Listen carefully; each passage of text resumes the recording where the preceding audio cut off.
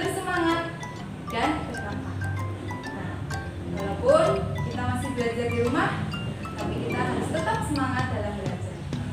Baik anak-anak, Bu Guru ingatkan, hindari kerumunan, jaga jarak, tetap memakai masker jika keluar rumah, dan rajin mencuci tangan. Baik anak-anakku, sebelum kita mulai belajar hari ini, marilah kita berdoa terlebih dahulu agar pembelajaran hari ini berjalan lancar dan bermanfaat untuk kalian. Berdoa mulai. Doa sebelum belajar. Bismillahirrahmanirrahim. Raditu billahi robba wa bil islami dina wa bi muhammadin nabiyya wa rasula. Rabbi sidni ilma warzuqni fahma. Anak-anak, hari ini kita belajar pada tema 5, ekosistem, pada subtema 1, komponen ekosistem, pada muatan pembelajaran IPA. Nah, diharapkan setelah belajar hari ini, kalian dapat menyebutkan komponen biotik dan abiotik. Kemudian, kalian juga dapat menyebutkan jenis-jenis ekosistem. Anak-anak, pernahkah kalian mengamati lingkungan di sekitar kalian? Banyak sekali ya benda-benda yang ada di lingkungan kalian. Ada benda mati dan juga makhluk hidup. Benda mati dan makhluk hidup merupakan komponen ekosistem. Nah, sekarang amati gambar berikut ini.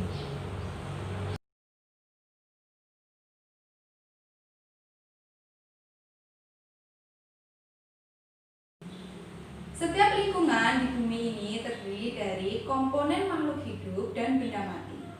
Komponen makhluk hidup disebut juga dengan komponen biotik, sedangkan komponen benda mati disebut dengan komponen abiotik.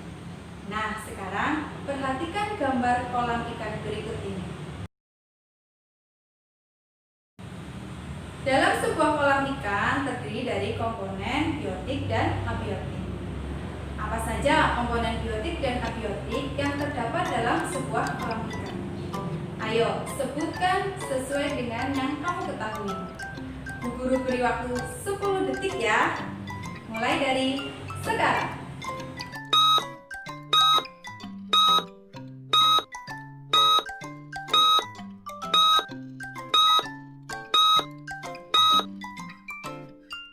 Sudah? Nah, coba sekarang kalian cocokkan jawaban kalian dengan jawaban Bu Guru. Yang pertama, dalam kolam ikan tersebut ada benda mati berupa air, batu, dan udara. Nah, sekarang yang benda hidup itu ada ikan dan tumbuhan. Ayo, siapa yang betul semua? Alhamdulillah, kalian betul semua. Hebat semuanya. Semua makhluk hidup memerlukan lingkungan tertentu untuk memenuhi kebutuhannya. Lingkungan adalah segala sesuatu yang berada di sekitar makhluk hidup. Sebuah lingkungan terdiri atas bagian yang hidup atau biotik dan bagian yang tak hidup atau abiotik. Bagian yang hidup di sebuah lingkungan terdiri atas tumbuhan, hewan, dan makhluk hidup lain. Sedangkan bagian yang tak hidup atau abiotik terdiri atas cahaya matahari, air, udara, dan tanah.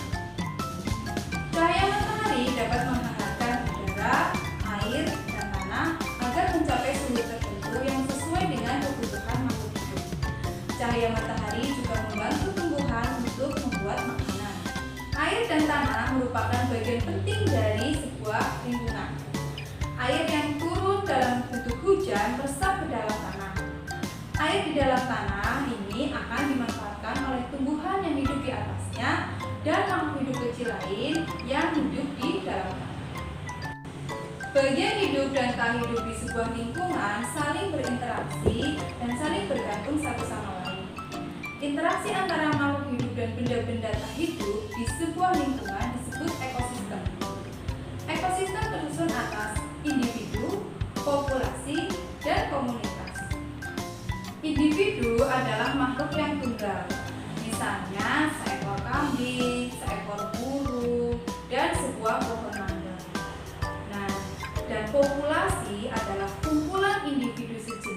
yang menempati suatu daerah tertentu.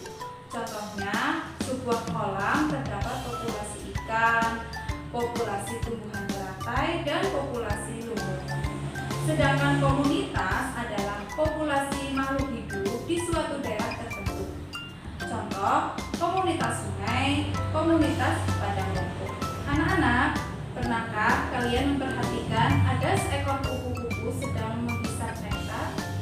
Kemudian ada kucing sedang makan ikan, atau kambing yang sedang memakan rumput? Nah, jenis makanan hewan-hewan tersebut berbeda-beda ya. Menurut jenisnya, makanan hewan itu dapat dikelompokkan menjadi dua, yaitu tumbuhan dan hewan lain. Hampir semua bagian tumbuhan dapat dijadikan makanan bagi hewan lain. Contohnya, nektar bunga merupakan makanan bagi burung kolibri, kupu-kupu, dan lebah.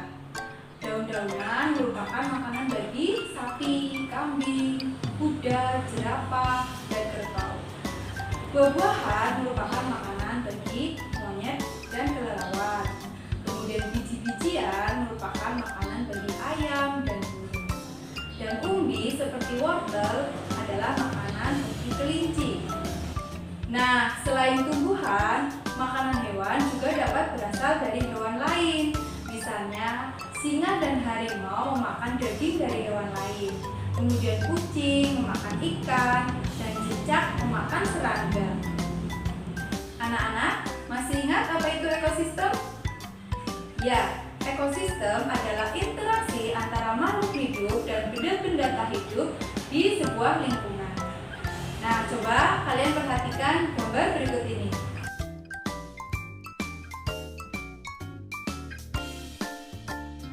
Kedua gambar tersebut merupakan contoh ekosistem, yaitu ekosistem hujan-hujan tropis dan ekosistem akuarium.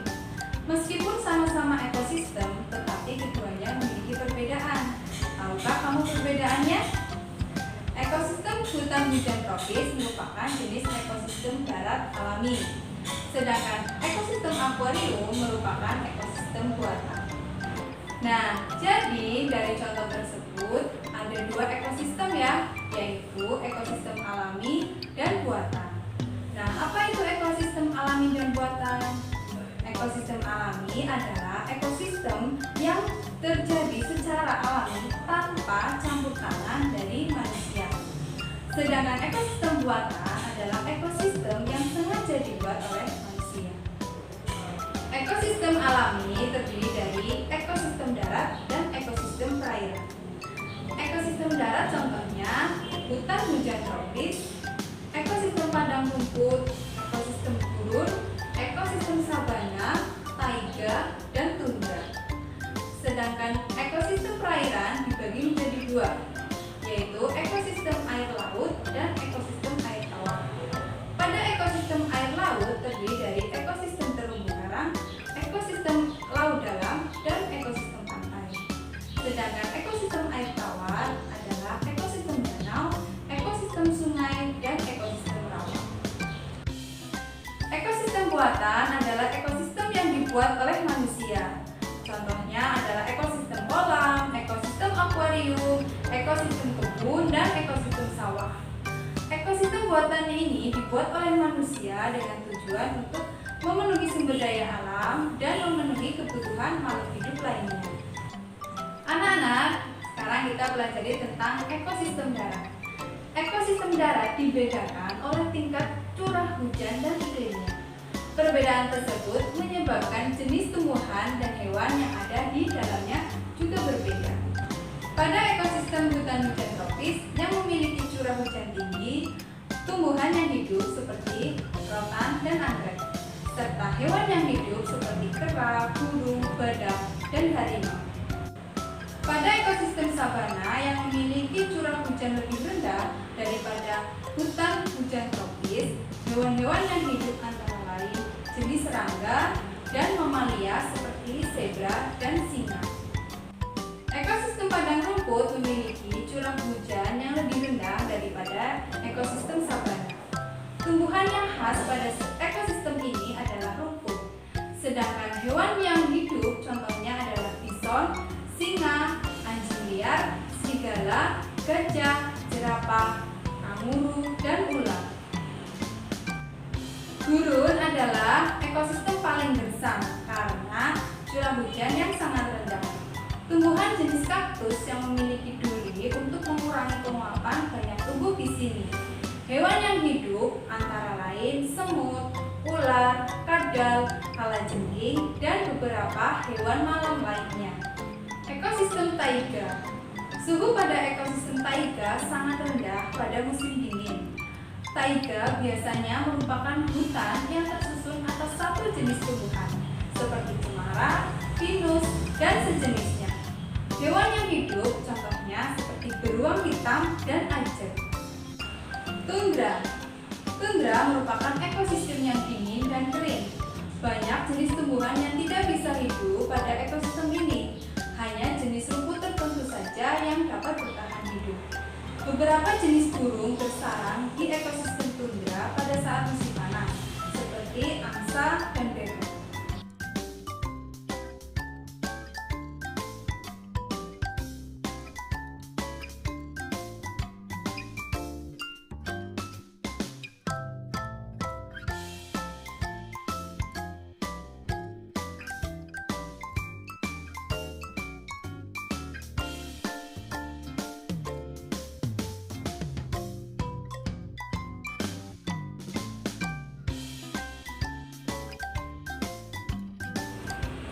Nah, anak-anak, bagaimana perasaan kalian setelah belajar dengan Bu Guru?